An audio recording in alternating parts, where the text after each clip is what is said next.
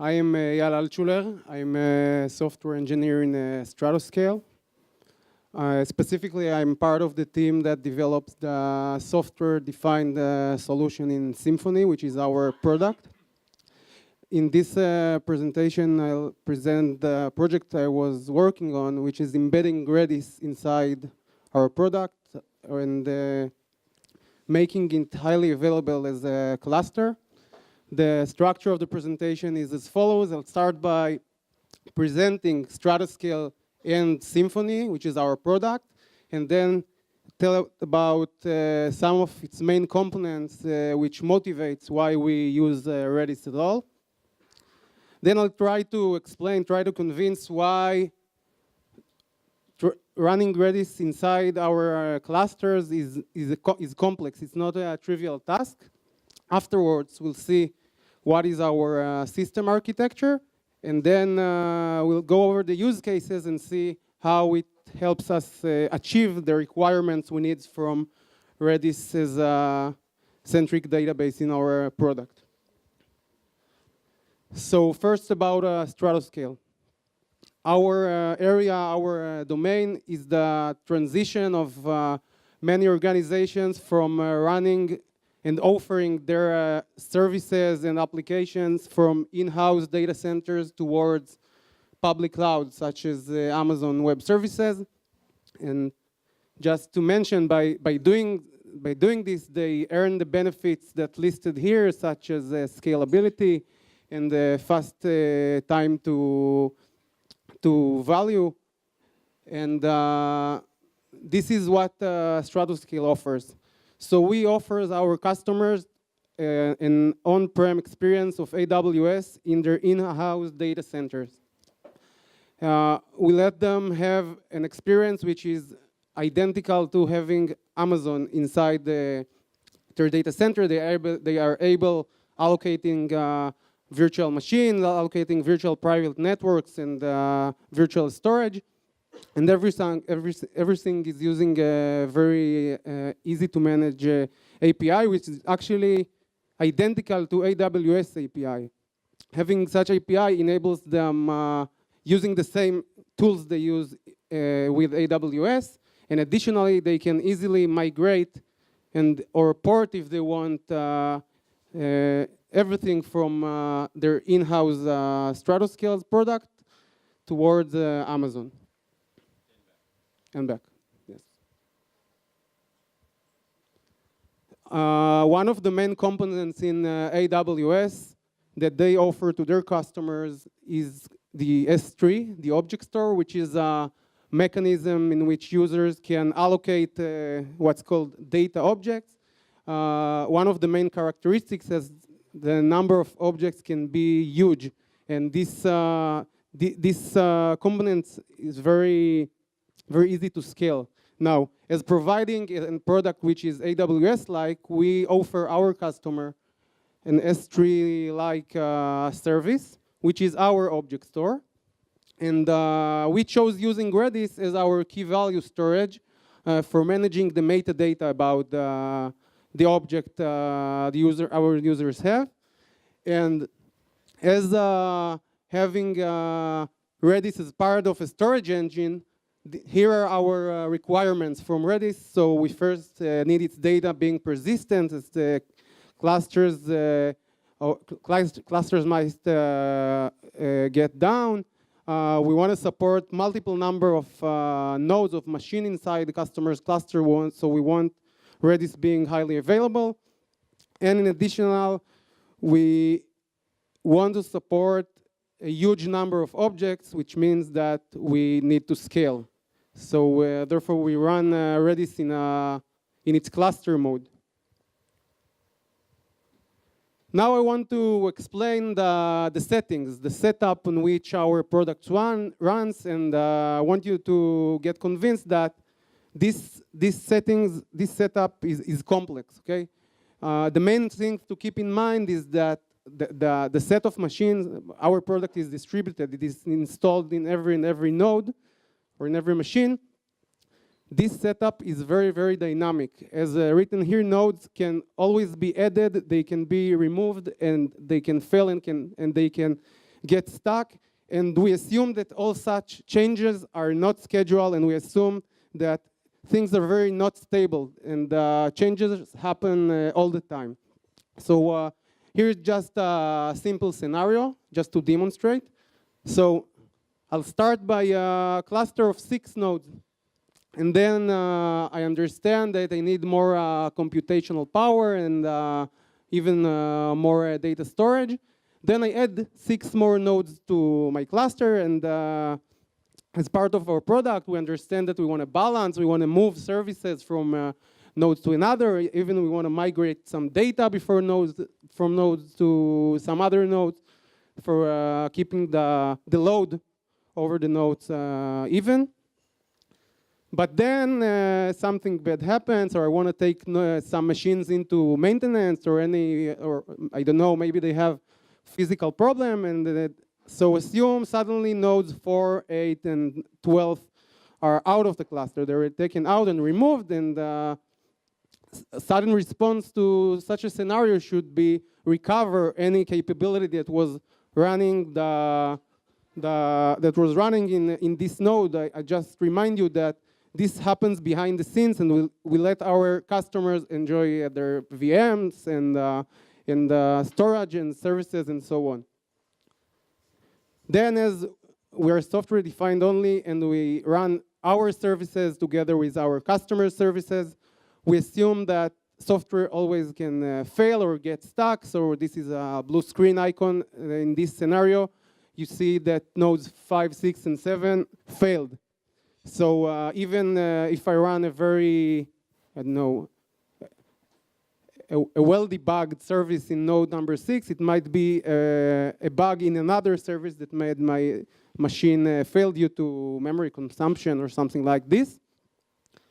And if I now insert Redis getting involved in this cluster lifecycle, Redis, as I said, is the database for my object store. So if I want to give my customers the ability to create and work with these objects, Redis should work, for instance, if I decided to run on nodes 1 and 5 and 6, and assume all of the unscheduled scenarios that happened, I added to 12 nodes and then removed node 4 and 8 and 12, and then I have a crash in nodes 5 and 6 and 7. I want Redis to, I want it to be transparent. I want Redis to run, instead of running previously on nodes 1, 5, and 6, it will now run on 1, 3, and 11, and working as an active cluster. This is the challenge. So so in general, the main thing to keep in mind that this setup is unstable, and we have to monitor Redis for making it available as much as possible. Now I'll talk about our software architecture and about the components we have in the product for supporting and making the requirements work. So at first, our product contains what's called cluster manager. It is console-based, which is actually a system for detecting and monitoring services inside every node. In addition, it contains implementation for consensus algorithms such as leader election and quorum, for instance, that are very useful in a distributed system. So this is the cluster manager. Second is our Redis monitor. It is a sort of an extension we built for our console-based cluster manager that is responsible for monitoring Redis. It works together with console, with cluster manager, to keep Redis available. The third component is actually Redis, the Redis cluster. So there are 3 components. It's the cluster manager, it's the Redis monitor, and it's Redis. Now I want to talk a few words about Redis Sentinel. Many of you may wonder why we did not use Redis Sentinel for keeping our cluster always available. So the reason is that our cluster manager, that is, by the way, is responsible for the availability of more services other than Redis we have, it was part of our product prior to Redis, and Redis is kind of new component in our system. And as it contains some cluster management capabilities, we did not want, and we did not need, and we did not want two sets of managers inside our system. Additionally, we wanted to add some new features that it was much easier for us extending our cluster manager than getting involved in the Sentinel code. So this was the structure, the components for us keeping Redis available. I now want to go over the use cases and explain the roles of every component and how it let us achieve the requirements of high availability of Redis. So first thing we do is replicating. As our cluster, we assume that nodes always fail. First thing to do is to replicate the data. Now, we work in a sharded mode, in a cluster mode of Redis, but just for simplicity of discussion, let us assume one shard. I mean, all the data resides in one machine, and we'll get back to sharding later. So if I denote by n the number of required Redis instances, I take this n and tell my cluster manager that I want it to keep a fixed n living instances of Redis across the cluster. And they should be always monitored and rerun in other nodes if something happens. So let's illustrate this. So instead of running it only in node number 1, and I assume I took n equals 3, I tell my cluster manager that I always want 3 instances of Redis running. So our cluster manager keeps Redis, for instance, here at nodes 1 and 2 and 9. This is, as I said, not that stable. Therefore, these instances of Redis must be monitored, as node 9 can fail, and then the mission of keeping replication rate is to recover and then run Redis at node number 11. So this is about data replication. Now about the availability. So as Redis is running in the architecture of master and slaves, it is not enough just to keep a fixed number of instances. Take this n equals 3, as I said, because Redis instances has roles. So it depends. Whenever I go to the instances, I should detect that I have the master available, because I write my Redis data into the master, and therefore it depends, assuming a node failed, what was his role in the Redis cluster. Assume, for instance, node number 11 failed, so my Redis monitor that is working together with my cluster manager understand that there are only 2 Redises now, and they are 2 slaves. This means that there is no active master. So 2 actions must be taken.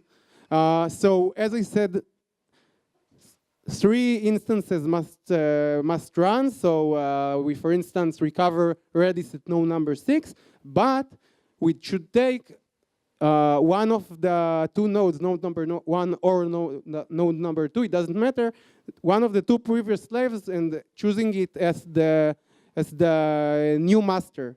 After redoing this, recall that these 2 nodes were slaves and they had the current relevant data Redis had. So after choosing node number 2 as the new Redis master, we can replicate and send all Redis data to node number 6 and making it join the cluster as a new slave.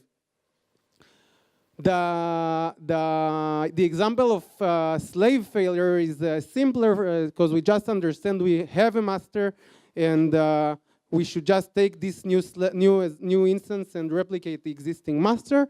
So just to keep in mind that additionally to keeping the replication rate, our monitoring system connects to every Redis instance to understand the roles, and making it available by having an active master all the time. Now about persistency. As I said, by the way, in the scenarios I've mentioned, there was nodes addition and removal, and the software got stuck. One very important thing to support in our cluster is the shutdown of a cluster. It can be done intentionally or not. It can be a power failure, or someone just took the entire cluster into maintenance. So as Redis is a database of object store, we want the object to be available also after a cluster shutdown. So we enable Redis as runs by default as in-memory database to persist its data to the node's local disks. And this brings an issue that must be also monitored, as I will explain. So when we take the cluster down, our cluster manager makes that after cluster is taken up again, the instances of Redis will run on the same places they were running before, making the data available. We're doing this as we didn't want to create a new cluster and move the data, because migrating data between Redis cluster is not as doing it as a single Redis non-clustered. So we persist, besides persisting Redis data, we also persist Redis configuration. And this brings an interesting issue, as when I run an arbitrary node that has internally Redis data together with Redis configuration, I should find out whether this data and configuration are relevant. Because if I run Redis on a node after cluster power up, it will contain Redis relevant data and configuration. However, assume I take node number 9 out of the cluster and replace it by node number 12. So it may be the case that node number 12 has data and configuration from 3 weeks ago. And I should understand that this data and configuration need to be flushed, and I should refer to node number 12 just as a replacement for another node. So our monitoring system detects such scenarios and know to understand which node data and configuration is relevant and which is not. Another two challenges we have in our system, first is sharding. So this is not unique to Redis.